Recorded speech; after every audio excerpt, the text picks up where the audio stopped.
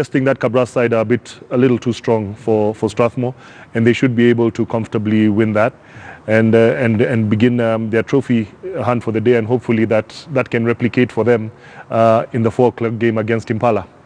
Let's go back to a gear that actually we had a few moments, and this is about the 7th side. I know you're aware of what has been happening, the tweets that Dennis Ombachi and also William Barker have had. We will sample a few because maybe others might argue they have some points that also needs to be taken with a lot of seriousness. But at the same time, having players coming out and having tweets like this, what exactly comes in your mind at this particular time? For instance, here, William Barker is saying, playing for Kenya is all that the young rugby players want to do, and it is an honor to do so, but we deserve more, and the future players also deserves more. This is a point that one will say is a point that needs to be taken with a lot of seriousness, because you will agree these players deserve more, the young players at this particular time, and maybe also the senior and older players. Another tweet here from Mbaka is saying, if we don't sort the off-pitch matters, we'll always be good, but not good enough. And you also said something similar to that some few minutes ago. Yeah, definitely. When you look at the first one where he talks about they deserve more, I mean, that could be misinterpreted to mean anything. And I think a lot of people will say that when they say they deserve more, they're talking about money. I would like to think that they are not. I think it's more sort of general across the board. The environment needs to improve. And like his second tweet said about off the pitch matters, we just need to have a conducive environment for these players to perform at their best, because at the moment, and many times throughout the years, we joined the circuit in 1999, and sort of every year, every so often, we come in and we're running through the same sort of problems, and the environment is just toxic, to say the least. You will agree that Mbaka is saying we have always performed with very little, but imagine if we have more, then the results will be different. At the same time, he's saying people have decided to keep quiet, and a lot of people have decided to keep quiet. I'm not saying out these issues, but there are issues that people need to at least say this is what is happening. Well, again, yes, I appreciate that they've come out and spoken and actually aired their views. It's important that people do that. We tend to be very silent as Kenya, as a public, in not making too much noise. But then again, this all can also be misconstrued to mean that they want more money. And I think that's where also the players need to be a bit careful of how they throw out the message out there. They should not be seen to be crying for more money, but more sort of improved sort of environment so that they can excel. You can see obviously then he's sort of come out to help, because it all sort of kicked off with Ombachi, and Willie is then coming to his support. We know that these are the players that turned down the contracts that they were offered. And again, you know, it's like any job. If you go for a job application and you're offered a job, if you do not like the sort of conditions, you have the choice to walk away from that, and they did that. But then again, I find what I find very unfortunate is actually the timing of all this, especially when we're at such a critical stage of our season. I think this could have been done in the off season, so to speak. Well, what's your general take? Because the Ombachi is saying, wait, also tribalism is the main reason we don't have the best strength and condition coach in Kenya. A lot of words there, some I can't even say on there, but they are on public domain. Yeah.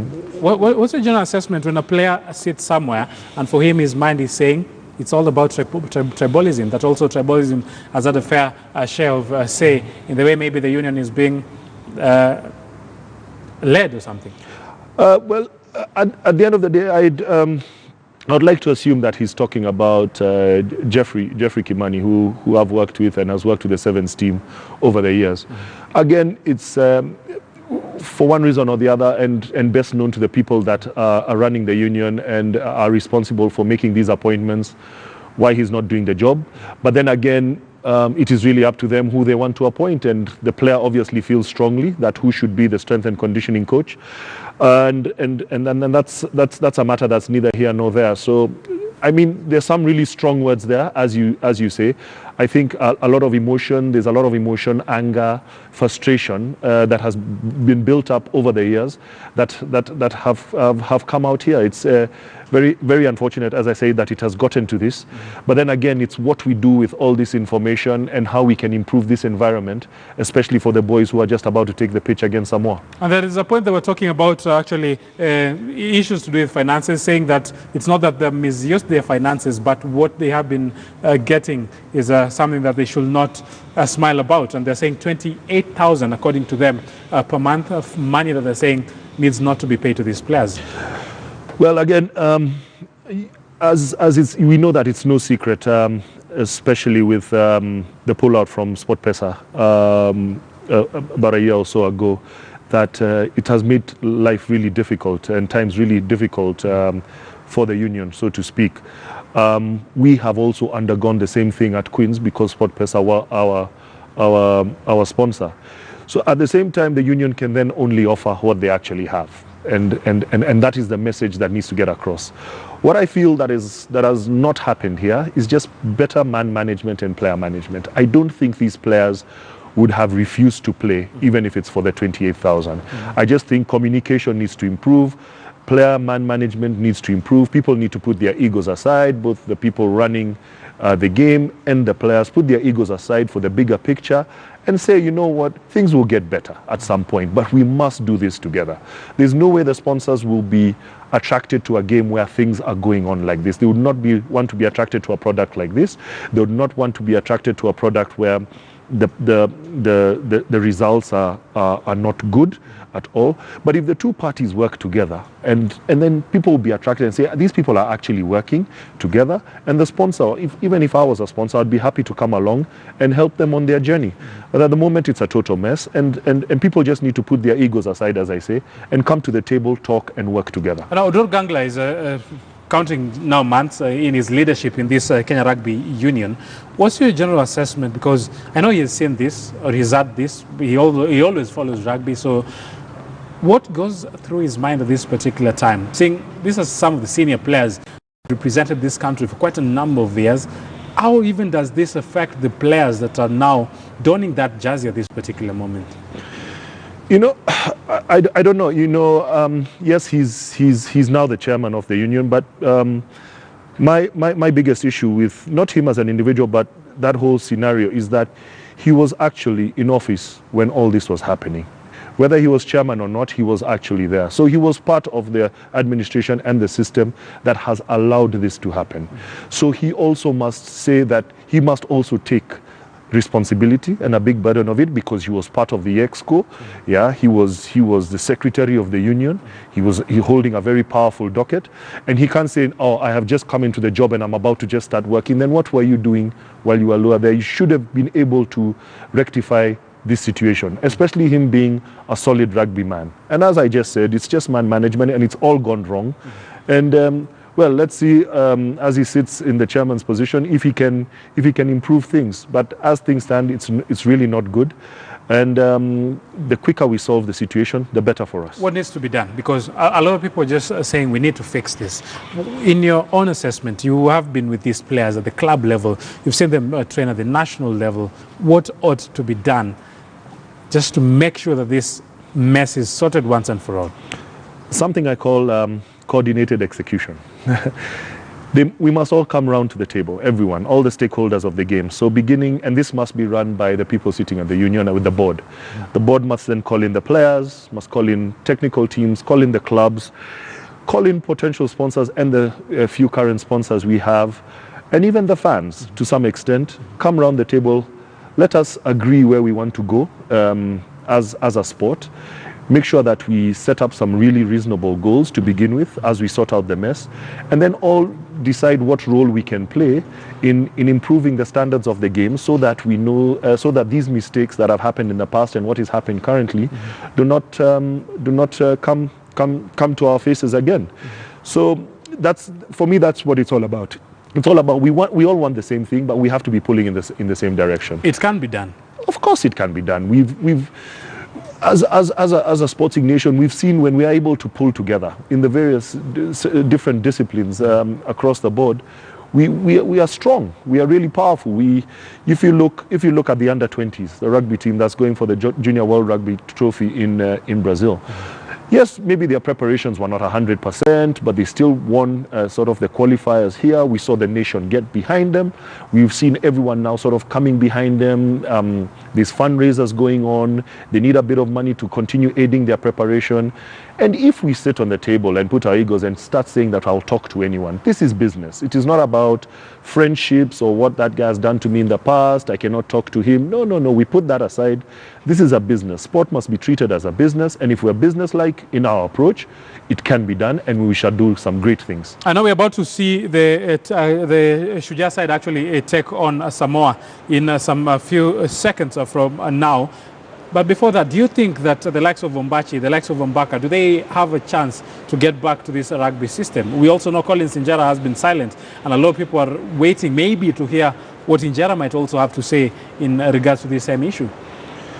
Well, a lot of people would want to see them come back. They feel, yes, they can get us back and help, but a transition has to happen at some point.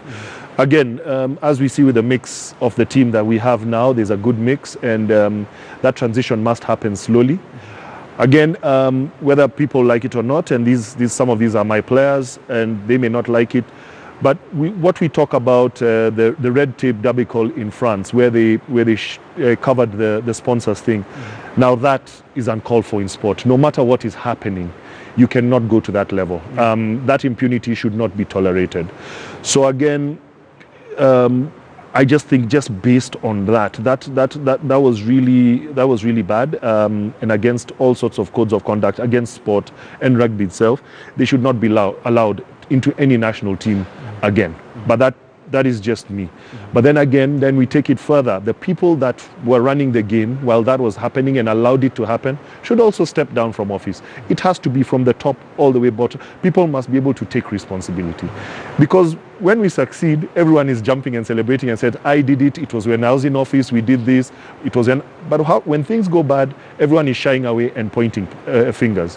And the easiest people to point fingers are two people, the coaches and the players. No one questions everything else that's happening around. So you'll find the players will get punished, coaches will get sacked, but the system and the people running the game always remain the same. And we expect different results? No, I don't think so.